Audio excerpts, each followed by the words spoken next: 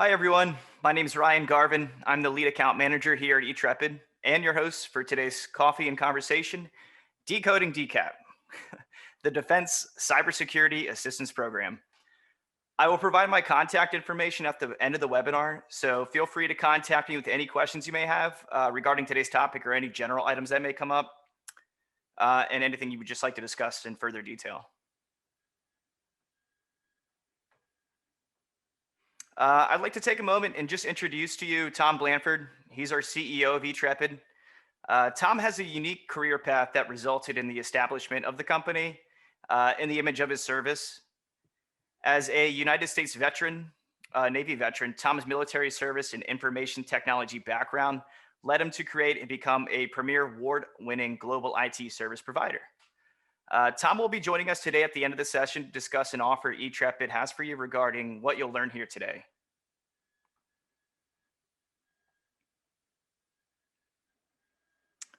For those of you who are not familiar with eTrepid, our team focuses on areas of cybersecurity, cloud computing, AI, and machine learning, as well as unified communications such as VoIP. eTrepid services are highly customizable, and we can be specifically developed to meet any business's needs or compliance concern. Our headquarters is located in Mechanicsville, Maryland, and we have newly opened an office in Noida, India, staffed with all eTrepid employees.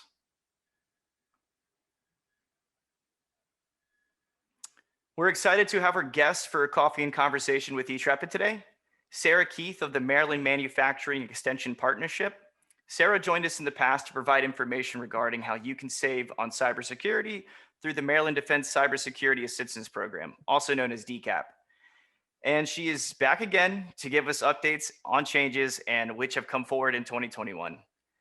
After her overview, we'll answer any questions you may have and explain how our offer could save thousands of dollars in cybersecurity services. We will hold questions until after the presentation, giving our guest speaker an opportunity to provide all the information they have for us today, but please feel free to use the Q&A feature provided at the bottom of your screen to ask questions. We have a team monitoring these sections and will provide answers to your questions when we get to this portion of the conversation. We have a number of people on today's virtual event, and thank you everyone for joining. If you are one of our first 100 people who registered for the event, you will remain, and if you remain on our event until the very end of today's presentation, you'll get a $10 Starbucks gift card. Our team will end up following up with you to ensure that we have all the information needed to be sure that you get the gift card. So you can say you had a cup of coffee on us. For now, we're happy to host your midday pick-me-up, so let's get started. So Sarah Keith is the program director for the MD MEP, and she's been instrumental in the building and delivering new programs while integrating best practices, lessons learned, and operational programs throughout the MEP system. Sarah is one of the first employees hired to launch the MD MEP in 2013, developing the expertise to create, deliver, and administer projects and programs specific for Maryland's manufacturers. Currently, she's the Cybersecurity Program Manager overseeing the Defense Cybersecurity Assistance Program, also known as the DCAP. Launched in 2018, the program identified, educated, and assisted nearly 46 defense contractors with DFARS compliance in an 18-month period. So with no further ado, Sarah, the floor is all yours. Perfect. Hi, everybody. Thanks for coming on to listen to the presentation. Thank you to the eTrepid team for having me. This is always fun. All right, let me go ahead and pull up my presentation. We can get started. All right. Looks like I'm all good. So like Ryan mentioned, I'm here to talk about our Defense Cybersecurity Assistance Program. We call it DCAP for short. Before I jump into kind of the meat of what DCAP is here in the state of Maryland, I want to kind of back up and share a little bit more about the Maryland MEP. Maryland MEP standing for Manufacturing Extension Partnership. We're actually a nonprofit here in the state of Maryland. And we work primarily with the manufacturers throughout the state. There's about 4,000 manufacturers here in Maryland. They are our main mission for the last 9-10 years now. We are a nonprofit, and we get our funding from our parent organization, NIST MEP, which lives under the Federal Department of Commerce. NIST MEP funds 51 MEP centers. So you can see this map right here of the United States. There's an MEP center, same mission, to serve the small and mid-sized manufacturers in every state plus Puerto Rico. So there's 51 of us, same mission. And then, you know, especially in Maryland, the manufacturers do make up a big portion of the defense supply chain. So we've branched out definitely in the last, 3, 4, 5 years to work with the defense contractors as well. So let me move on here. All right, so like I said, our main mission is to work with the manufacturers and defense contractors here in the state of Maryland. A little bit about how we work. We kind of live in these 5 buckets. First being strategy and growth. We do a lot of strategic planning with our clients, a lot of market diversification, market development, leadership, succession planning. That's probably our main, one of our main consulting services definitely is in the strategy and growth field. Second being talent and workforce. So we do a lot of training, recruiting, the workforce for the manufacturers here in the state of Maryland. Anything from semi-skilled to the kind of the leadership level. We do a lot of work with apprenticeships, and we can put on different webinars as well. Oops, moved too fast, sorry. I'm gonna do that probably throughout this presentation. I'm gonna skip over the middle one because that's kind of what we're here to talk about, the cybersecurity world of MD MEP. Moving into supply chain and defense, we're definitely looking at, especially in the last year, helping companies develop their supply chain, make supply chain changes. When COVID hit, it was all about PPE, so we did a lot of supply chain development for the manufacturers here in the state, as well as different industries, just finding manufacturers and suppliers that could get them what they needed. And then we're doing kind of the same thing with the defense sector at this time. And then finally, process and innovation. That's anything that really has to do with the plant floor of our manufacturers. So lean, quality, Six Sigma, helping them be more productive and definitely cut waste down.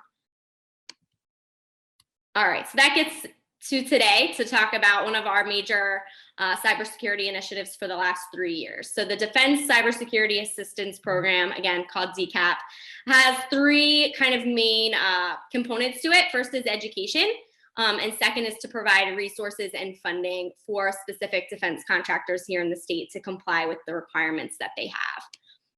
The funding does come from DoD's Office of Local Defense Community Cooperation. Just changed their name. Previously was Office of Economic Adjustment, OEA, now back to old CC. But they really focus on the defense communities across the country, helping when major changes happen within the defense community, and provide grant funded activities for customer-driven ideas. So we partner with old CC as well as the Maryland Department of Commerce. So the program is administered by the state of Maryland and then delivered by us, the MD MEP. It's designed to provide education, assistance, and resources for the defense contractors here in Maryland. We are in our 3rd iteration. So we got our first grant summer of 2018. That was a 18-month program. We got our last program right before COVID hit last year, so that was interesting timing. But that was a 1-year program, so we just wrapped up our 2nd iteration, and then we were happy to be awarded a 3rd round. So DCAP number 3 started in March. We did a lot of program development that leads to this presentation, and then it goes through next August 2022. We're proud of this slide. This is the big program impact from the last 2 iterations. This is client reported data. So because of the DCAP program and the work that it does with your contract requirements, we've been able to report that clients have reported almost 500 million in retained sales, almost 3,000 retained jobs here in the state. And then again, you can see the number for increased sales and increased jobs due to figuring out these compliance requirements and making changes within their company to make it happen. So big ROI for our stakeholders. We have served 80 companies through the DCAP program. So round 1 was about 46. Round 2 was 34. So we plan to serve at least 50, and I'll get to those numbers in the presentation, but we're looking to serve at least another 50 defense contractors between now and next August. Okay, so this gets us to our 2021 goals. First is education. So we are going to be putting on webinars just like this one around the requirements, around the process, around what is DCAP. We'll be doing those for the entirety of the grant. So again, just keep a lookout on our partners' websites, on our website. If you have ideas for something that you're really just struggling with, let the eTrepid team know. You can reach out to me directly and we'll work with whoever we need to work with to get the content up for you. So that's kind of big bucket number 1 is education. And then bucket 2 and 3, assessments and mitigation. So this falls, this is a direct client engagement. So what is it? What do you need? What do you need in order to participate? What are the requirements? So 1, got to be in Maryland. So you got to be a Maryland-based defense contractor. That means you need a physical location here. You do not necessarily need to be headquartered in Maryland, but you need a physical presence in this state. 2, must be able to demonstrate either 10% or more of your business is derived from DoD contracts. So for example, if you are a firm, a manufacturer that is looking to get into DoD work, and you do not have a current DoD contract, not able to assist you with the funding portion of this program. We can definitely still help with assessment, making mitigation recommendations, but you do need an active contract in order to receive the funding reimbursements that are a part of DCAP. And then who's our target audience? Small to mid-sized defense contractors. We do get a lot of manufacturers. You do not need to be a manufacturer. So any industry within the defense sector in Maryland is fine. And it is meant for the defense contractors that have a lot of questions. So not necessarily for those who can do this on their own, right? We're not looking to serve the huge, 1,000, 2,000 employee companies that have kind of an internal capability already. This is for the small and mid-sized companies that are really struggling to tackle this and don't really know where to start. Okay, so I'm really gonna fly through this slide. I just wanna give kind of an overall, if you're a client, what does it look like to go through the DCAP process? So I'm going to start here. Hopefully you guys can see my kind of pointer I like to circle. So we'll start with the defense contractor. First step is we do have an application process. So it is on our website. If you're interested in DCAP, go ahead and send our team a filled out application. That's step 1. We need that for anybody that would receive funding. Step 2 is to get some education. You guys are getting it a lot today, so we may, be able to skip over this step. But I walk through this presentation with anybody that's interested, go over the process and see where they're at in their journey. We are big on partnership. It's in our name, Maryland Manufacturing Extension Partnership. So this program has built out a team of providers that we use to deliver services. We have about 15 providers, including the eTrepid team, on our team.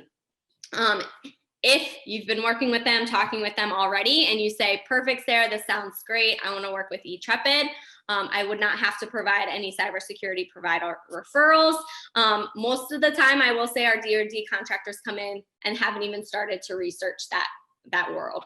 So I provide some referrals. I let you kind of do the vetting process, and then we do a kickoff all together. The first step is to go through a cybersecurity assessment. We are doing the assessment across CMMC level 3. So that is the scope of our DCAP program, is to assist companies that do have CUI.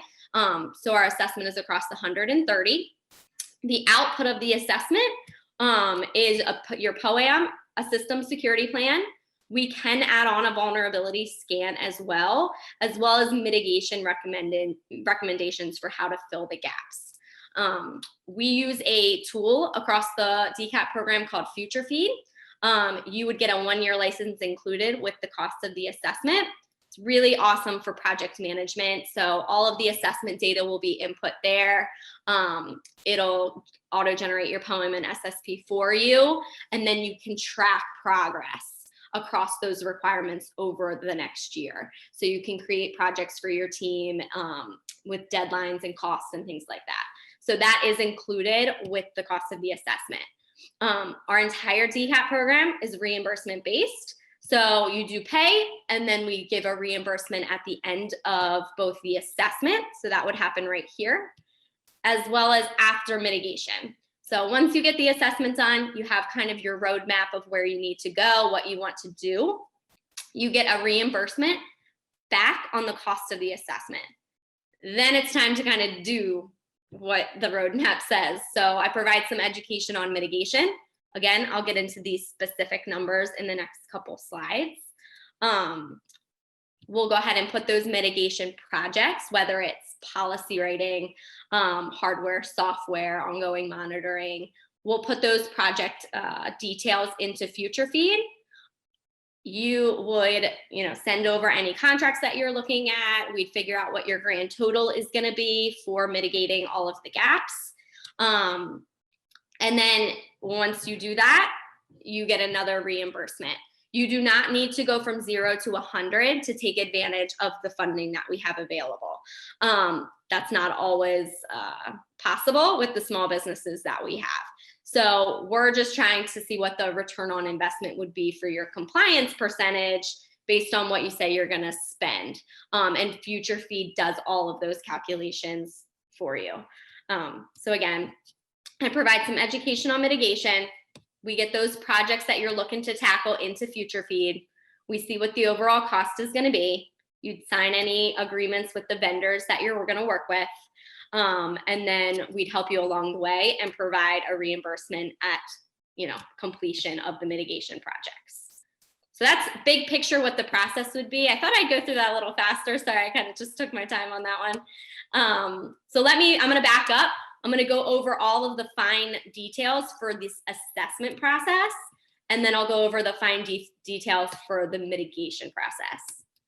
Okay, so like I mentioned, our assessment this year is going to be across the 130 level 3 requirements. The previous 2 DCAP programs were across the 110 NIST 800-171. Our DCAP scope is to assist clients that have CUI. We know CMMC is not necessarily the lay of the land for all of you right now, but that's where it's going. So let's just prepare you.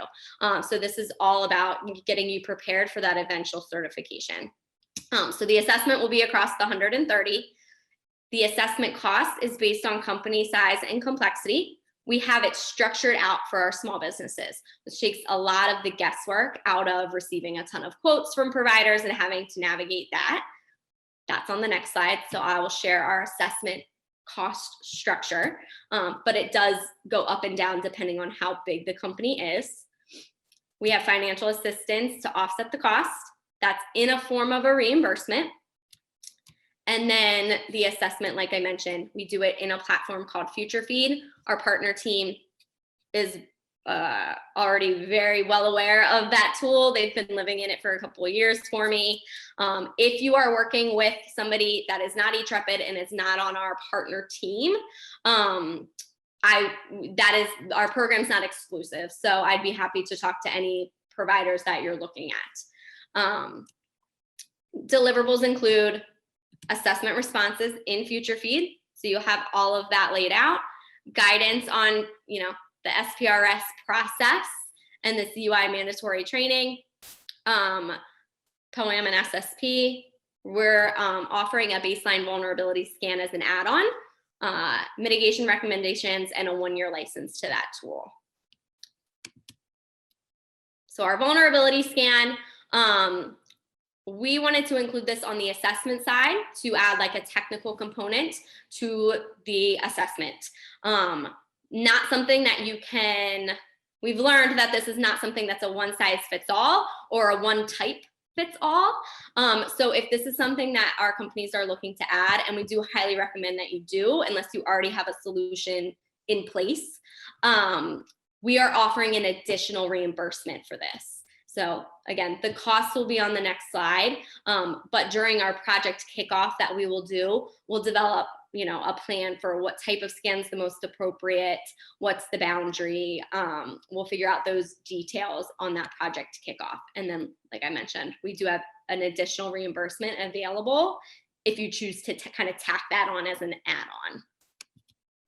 Okay, which brings me to what everybody's been wanting to see. So here are our prices for the assessment. Hopefully you guys can understand what's included in our assessment. Here is the size breakdown here on the left, number of employees, under 10, 10 to 50, 51 to 150, and then anything over that is kind of a to be determined. It doesn't always get to this cost. Sometimes it's less. If there's multiple locations everywhere and you have 300 employees, it could very well get to this cost. And then here is the cost of the assessment. Again, it's reimbursement based. So you would pay in full to MD MEP these prices. MD MEP would take care of paying the provider to come in and help you along the way with that assessment. And then once the assessment is complete, you would get a $2,500 reimbursement. So if you have under 10 employees, you'd pay $6,500 and then you'd get $2,500 back. So you would get all of the deliverables that we spoke about for a net of $4,000, and then same thing for all of the other categories. It is always $2,500 regardless of what size your company is. Just straight $2,500. That vulnerability scan add-on that I mentioned, if you choose to add it on, it's $1,000. Again, we're very flexible. If this isn't appropriate and it really is a lot more effort, we can go up. If it's very simple, we can go down. And then we're providing reimbursement of 50% up to $500. So $500 for that add-on. All right. And I'm sure there might be questions in the box, but I think we're going to do those at the end. So I'll dive right into mitigation. So mitigation is only available to companies that go through the DCAP assessment process. The assessment is what is used to kind of get a baseline across all the requirements and then across all of our companies. So we're able to aggregate that data and give some like real lessons learned back to our stakeholders. We don't give any individual company data, but we take all of that and put it together. So things like what are the toughest requirements coming in? What's the most expensive requirements to mitigate? That type of data is in FutureFeed. So in order to be eligible for mitigation funding, you would have to go through a DCAP assessment. Mitigation can be anything that relates back to a requirement. Documentation, employee training, monitoring tools, hardware, software, policy writing, consulting, consulting for direct requirement. So things like policy writing and procedures. And this year we have a cap of $12,000 per company. So we are reimbursing 60% of the total cost. The projects and the cost have to be put into FutureFeed. The MD MEP team and the providers will help you do that. That goes into FutureFeed, and I'll get it into how that's calculated. So 60% of the cost up to $12,000 is our max. And here is how our DCAP oversight fee works for mitigation. Like I said, funding max per company is $12,000. We do have a minimum of $3,000. So you would have to spend in mitigation $3,000 minimum to receive any reimbursement. We have a DCAP oversight fee. It's either $1,500 or $2,500. Anything over $15K in mitigation. So if you say, Sarah, I want to take care of these 50 items, I put them in FutureFeed, it's going to cost, let's just go with this example. It's going to cost me $16,000 with these 2 vendors. I'll say, great, according to the chart, it's over 15K. So there is a $2,500 fee, which brings my total project cost to $18,500. That is the number that we do the 60% calculation on. So our oversight fee is included in the calculation. So 60% of $18,500, you would receive a reimbursement once the mitigation projects are complete for $11,100. So for $18,500 out of pocket, you'd receive $11,100. Our cap is $12,000. This works a little bit different than the assessment. With the assessment, you'd actually have kind of a agreement proposal from MD MEP. For mitigation, you would be paying your vendors directly. So I collect all of that as grant backup. So signed contracts, invoices, proof of payment. Once I have all that documentation, that's when we're able to give the reimbursement. And hopefully I'm not talking too fast. I know I talk a million miles an hour, so hopefully you're staying with me. Okay, and then my favorite part of DCAP is definitely the knowledge sharing, training, best practices. We learn a lot through the process in terms of what's the price scale for these things for small businesses. It doesn't need to look like what it would cost for, you know, a big prime to do these items. So sharing those kind of the feedback from our clients, the feedback from our providers, being able to find resources out there, and then also develop this community. So we've developed this community of providers, and we're developing this community of small businesses that are doing this together and can tap into each other when they have questions. So again, my favorite part to be able to facilitate that as a program manager for MD MEP. Okay, so now for next steps, what do you need to do? First item is to send an application in as soon as possible if you are interested. We ran out of assessment funding early in our last grant. So we ran out of assessment funding in October. So there was a 6-month gap where people wanted to participate and we couldn't help them. We kind of had to put them on a waiting list. We had over 100 companies on that waiting list as of April 1st. We have been reaching out to our waiting list and providing time for them to respond. We have already passed that cutoff date where they have needed to respond. But that being said, we are working with moving, I would say between 20 and 30 companies forward on assessments between now and maybe the 1st or 2nd week of May. We will still be taking new applicants. We are not going to run out of funding, even though I know that number of 100 is scary, but not all of them have responded back. So some may have been interested in October, November, and then they've realized that they actually have more time to tackle this. Whatever the case may be, not all of them have responded back. So we're not going to run out of funding within the next month, but it's going to be crucial to get an application in as soon as possible so that come mid-May, if you're interested, you're already in that pool of, you know, I guess you could call it a waiting list round 2. So again, next steps, if you're interested, get me an application. It's kind of beneficial. You've seen this, so you know what's to come mid-May. And that is all I got. I know I talked fast. I think I did that in record time, but I'm sure there's a lot of questions. So I'll turn it back over to you, Ryan. Thanks, Sarah. Sounds like 2020 was a pretty good year for the DCAP, at least. Yeah, we're excited. So let's make 2021 even better, and let's have some coffee. So thank you, Sarah, for joining us and providing this information for everyone watching. We do want to make sure that everyone has a clear understanding of the program. So we're just going to take a moment here to invite Dominique, a member of our eTrepid team, to go through some of the questions that was submitted. Remember, if you have a question, please use the Q&A feature provided at the bottom of the screen to share your question, and we'll try to answer it as best as possible. So Dominique, take it away. Okay. Hi. Hi. Okay, so do we need to go through providers if we have IT professionals, or can we do it ourselves? So we do not do a self-assessment through the DCAP program. So you would still need to go through the same process that I laid out as everyone else. We've had negative feedback on the self-assessment. It's funny. if you looked at kind of averages a few years ago, 3-4 years ago, they were in the 90s. We know that that's not necessarily the case for small businesses that are just getting started. So you would have to use a provider to come in and do that assessment for you. And what is the average cost of a mitigation? Okay, so that's a great question. For DCAP round 1, my average cost for mitigation was about $16,000. That was across 30 or 33, I think, companies.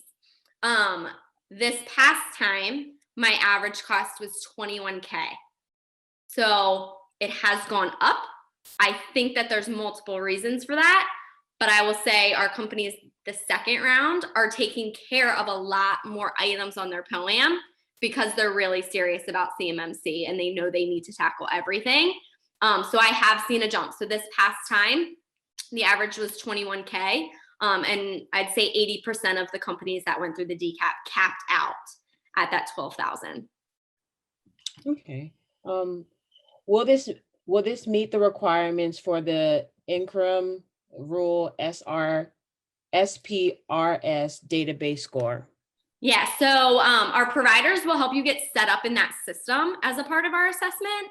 And then the future feed tool that we use, it can toggle back and forth between lots of things based on the same input. So you can go from CMMC level 3 back to just looking at NIST 800-171 and then back. It's all included in what you're going to get, but then it will also give you your SPRS score at the tail end of your assessment.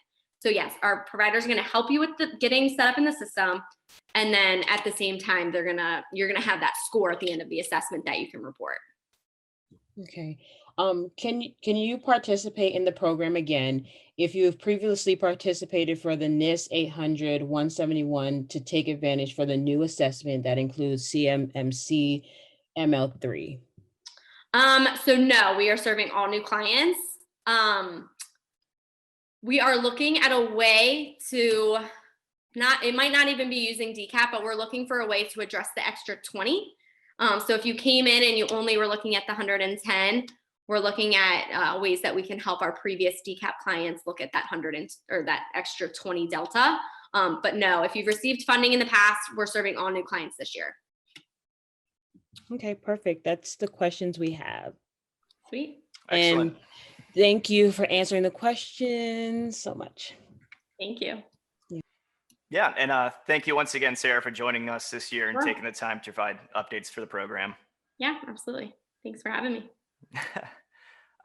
With that, we'll just take a moment and invite eTrepid CEO Tom Blanford on to discuss an offer eTrepid has just for you. Tom, take it away.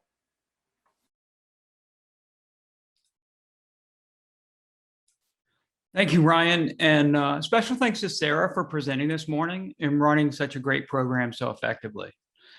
Good morning, and thanks to everyone for joining our Coffee and Conversation webinar series. We understand how the road to compliance and security can be costly to implement, while the DoD is not necessarily allowing for these additional costs in the very contracts you're required to keep or win. As an MD MEP partner and qualified Maryland cybersecurity company, eTrepid has a seamless process that not only assists DoD contractors with their DCAP and tax credit applications, we also provide the gap analysis, remediation, and security monitoring required in NIST 800-171. eTrepid will use all avenues discussed during today's webinar, along with the Buy Maryland tax credit, to provide you the maximum amount of savings possible, potentially mitigating most, if not all, of the costs. Here's how our offer works. Suppose your mitigation is $20,000. That amount qualifies you for the maximum grant of $12,000. If eTrepid performs the mitigation as a qualified cyber seller, you may be eligible for a tax credit of up to $4,000. We'll match the tax credit of up to $4,000 if you sign up for our managed security and compliance services. That will make the effective cost of the mitigation $0. With nearly 10,000 Maryland-based defense contractors all required to comply while they vie for the same funds, you can imagine how fast this will dry up There's already a waiting list for the just announced 2021 MD MEP Cyber DCAP program, and the state has a cap on the Buy Maryland's tax credit. These are both first come, first served programs. We can help you complete the application to the MD MEP to ensure that you get on the waiting list. And we will help work with you or your accountant to apply for the Maryland tax credit. And even if for some reason you do not qualify for either the grant or the tax credit, we'll honor our offer as long as you apply by the 30th of April.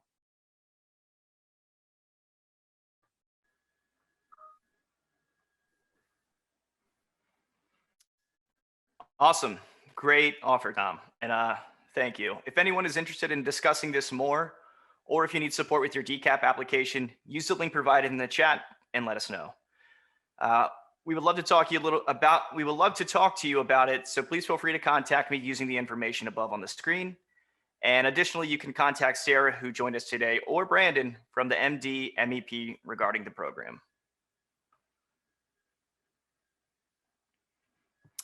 Also, be sure to join us for our next Coffee and Conversations topic on Thursday, May 20th at 11, where we'll be discussing purple teaming with BreachBit's Cybersecurity Program Manager, John Lundgren. Particularly, how an attacker evaluates your organization as a target and the key cyber risk components they focus on. What purple teaming is and how it can be used to improve your cybersecurity, as well as the advantages and characteristics of an effective purple team. So keep an eye out on it as more information about that event will be released soon. And in the meantime, after this event is over, you'll receive a survey, and we would love to hear what you thought about our information that we gave to you all today. Feel free to follow us on social media if you're interested in getting updated industry information, or join our news blast list. You can check out eTrepid. You can check us out at eTrepid.com or search for eTrepid on Facebook, Twitter, and LinkedIn. Thank you for joining us, and have a great weekend. Hope to see you again soon. Bye.